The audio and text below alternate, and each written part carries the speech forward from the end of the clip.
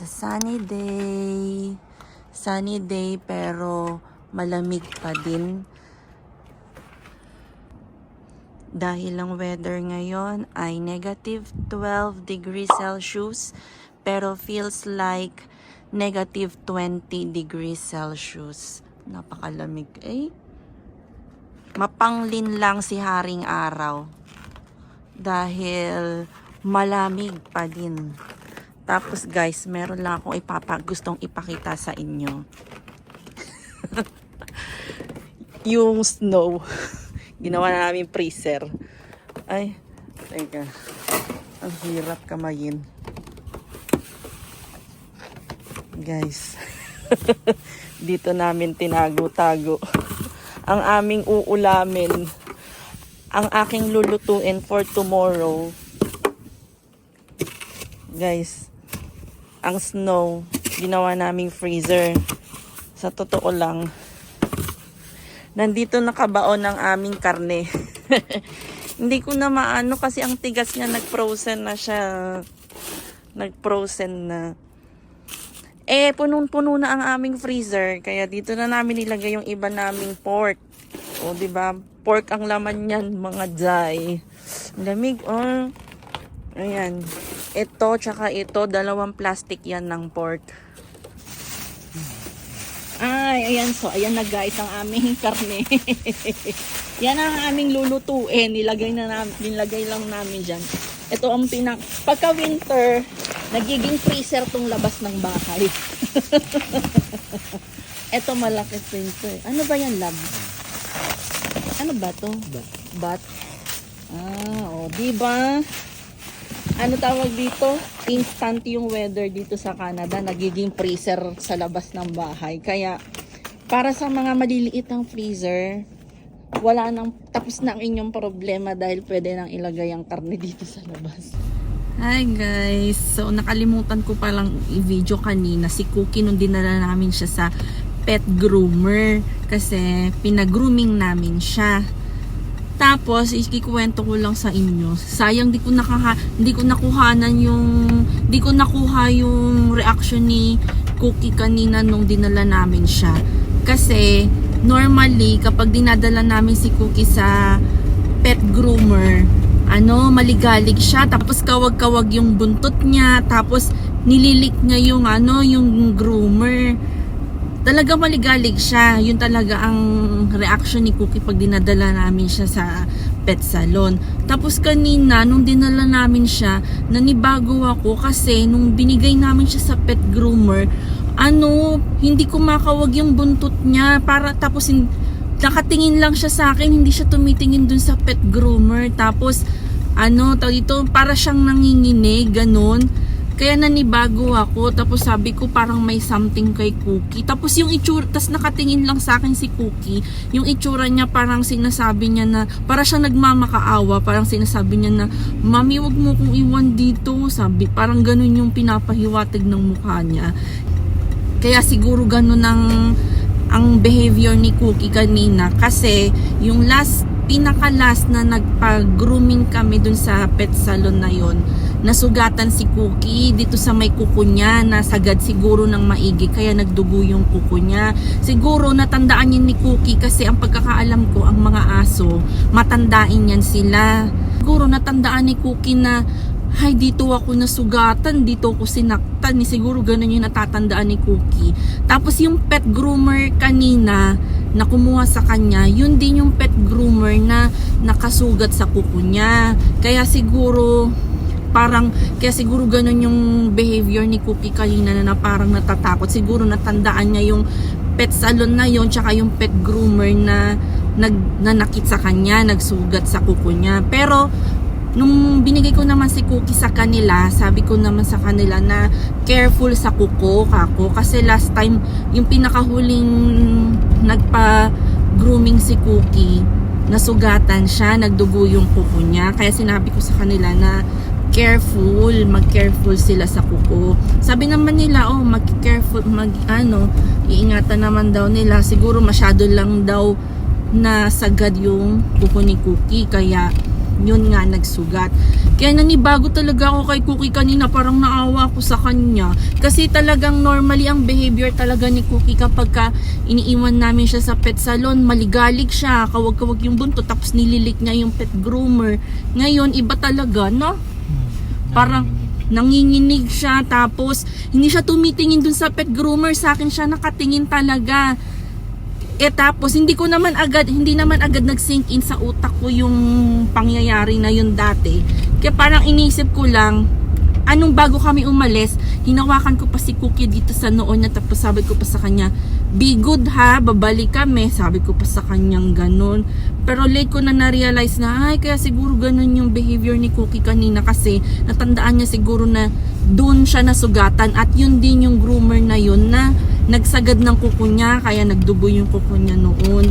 So nagwo-worry lang ako kasi baka mamaya pag kinuha namin si Cookie, mas stress siya bigla, or biglang magbago yung behavior niya, baka bigla siyang tumamlay pagdating sa bahay. Yun yung wino-worry ko.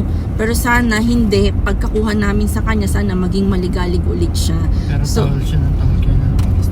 tapos nung umalis kami, tahol siya ng tahol. Parang bang yun, ang tahol niya, parang galit eh. Or, basta tahol siya ng tahol nung umalis kami, naririnig namin. Parang gusto ko ngang bumalik ulit sa loob, tapos tanungin kung si Cookie ba yun. Kasi marami siyang kasabay na i-grooming eh. Pero yung tunog ng, yung ano niya, yung sound ng tahol niya, ganun na ganun yung boses ni Cookie eh. Kaya parang nagwo-worry din ako. So sana mamaya okay si Cookie, hindi siya tumamlay, hindi siya ma-stress, or hindi magbago yung behavior niya. So ayun lang, naikwento ko lang, na-share ko lang. Hindi ko kasi nakuha na ng video, sayang, sana may before and after, para pag mamaya pag kinuha ko si Cookie, makita niyo yung before and after ni Cookie. So ngayon, papunta kami ni Dada sa dentist dahil meron siyang schedule ng pasta ngayon. After siguro ng pagpapapasta ni Dada, diretso na kami kay Cookie, kasi hinatid namin si Cookie doon ng 8:30. Tapos sabi mga 12:30 pwede na namin siyang sunduin. 8, 9, 10, 11. So mga 4 hours nga. So sakto kasi 11:38 na, magpapapasta pa si Dada. Siguro pagtapos niya, diretso na kami kay Cookie.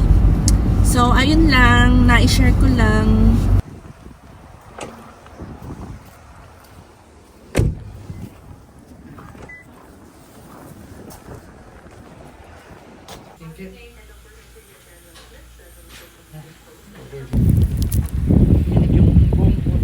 Bakit?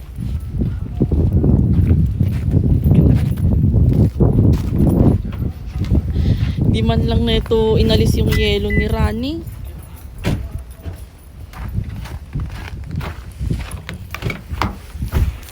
So ayan, tapos na si Dada. Ang bilis lang, no? Wala pang, mga 30 minutes. Wala pang 30 minutes. Bilis lang ni Dada pasta, wala pang 30 minutes. Kasi isang piraso lang. Dati kasi nung nagpapasta tayo, ilang piraso? 3 piraso sa'yo, inabot ka ng alos 1 oras or 40 minutes. Ngayon, wala pang 30 minutes, tapos na si Dada. Paano naman kasi? Bakit mo kasi binabasag yung ipin mo? Ayoko na mag-floss. Hoy, sinisi mo pa yung floss. Maganda naman yung floss. Sinisi mo pa yung floss. Kasalanan pa ng floss, kaya nabasag ipin mo. Baka kasi talaga yung ipin mo na yon may crack na, malambot na yon. Tapos nung filinos mo, o di sumama, kasi hindi naman ganun ka ang floss para basagin yung ipin mo. Sabi ko nga kasi sa'yo, nakakabasag ng ipin kapag kakain ng or iinom ng mainit, tas bilang mag-aano ng malamig. Yan, ang ganda ng ulapan. Yung parang mapagda sumabog. Ganda ng ulap, parang may sumabog. Parang sumabog na may nag-explode. Tapos ganyan. Ang ganda, no? Kalat-kalat. Baka magiging pillars yun. Hindi ba yung magiging light pillars? So, ayan. Maaga pa, 12:11 pa lang. Susubukan naming tignan si Cookie kung tapos na. Kasi doon din naman yung way namin pa uwi. So, dadaanan na rin namin si Cookie kung tapos na siya. Yan.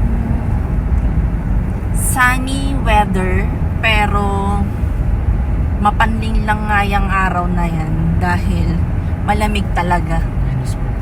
Minus 14. Negative 14 degrees Celsius. So, ayan ang aming view. Buti pa dito malinis yung kalsada. Nakayod nila ng gusto. Samantalang dun sa may atin hindi kinayod ng gusto yung kalsada. Ba't ganun? Dapat ganito rin sa atin Ayan, Tailblazers. Sunduin na natin si Cookie. Di ba pala tapos si Cookie? Nakita ko kasi nung sinilip ko siya, hindi pa siya tapos. Tapos bigla akong umalis kasi baka mamaya pag nakita niya ako, bigla siyang maglikot lalo. Nakita ko, naglilikot siya nung ginugupitan siya.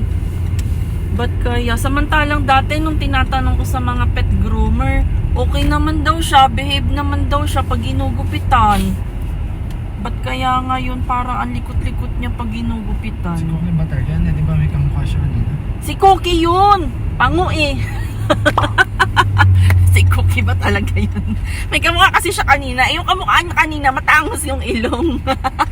Alam ko si Cookie yun kasi pango. Siguro hihintayin na lang namin yung message kasi magme-message naman sila kapag tapos na daw si Cookie. So, ayun lang. Sa take 2 ulit, susunduin na namin si Cookie dahil tumawag na sa amin yung receptionist sa pet salon na okay na daw si Cookie, ready to pick up na. So, ayan, pupuntahan na namin siya. At nung tumatawag sa amin yung receptionist kanina, may naririnig kaming tahol ng tahol. At yung tahol ng tahol na yun, boses ni Cookie yun. Ganun ang boses niya. Kaya sabi ko, naku, parang stress na stress si Cookie. Because sa ibang pet salon na lang namin dalhin si Cookie. Kasi baka, malaki yung trauma niya doon Kasi, hindi naman siya ganun talaga dati. Hindi man siya tahol ng tahol. Hindi talaga siya maingay. Behave lang siya pagka kinakamusta ko siya sa mga pet groomer. Kapag kukunin ko siya. Sabi, behave naman daw. Pero bakit ngayon dahil nga siguro trauma siya doon. Kaya sa susunod din na namin siya doon dadalhin. Sa iba na lang. May naririnig kaming tahol ng tahol. Siya talaga yung tahol ng tahol. Kaya tingnan mo. Hello. Hello. So eating nice really hot. I had to shave the insides of his back legs. Why are you noisy? Why are you so noisy? Sorry. Thought he would come to you. Thank You're you. welcome. Saan? Uy, baka mawala. Uy, come on. Pakita mo.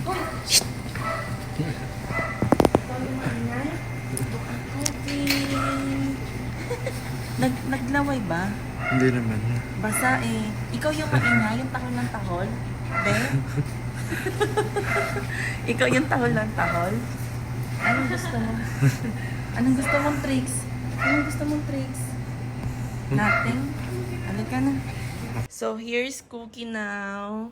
Kamusta, Cookie? Ala. Anong masasabi mo sa gupit mo? Ha? Anong nangyari sa loob ng bahay ni Kuya? Ay, charing. Anong nangyari sa loob ng pet salon? Anong nangyari doon? Bakit tahol ka ng tahol, ha? Anong nangyari? Oh, sus. Anong kinuha namin siya? Ang tahi-tahimik niya. Parang na-shock pa siya. Parang shock siya sa itsura niya kasi wala na naman siyang buhok. May buhok ka naman, be. Maliit lang nga. Pero may buhok ka pa din. Ano ka ba? Hindi ka kalbo. Hindi ka kalbo. Ang kalbo ay ang paa mo. Ay, yung paa mo yung kalbo. Pakita mo yung paa mo. Yan. Yung paa mo lang ang kalbo, hindi ikaw. Yan. Si Cookie. Papakita natin, ito na ang kanyang before and after. Tingin ka nito, para makita yung before and after mo. Ay, daddy talaga. Ay, daddy talaga. Ay.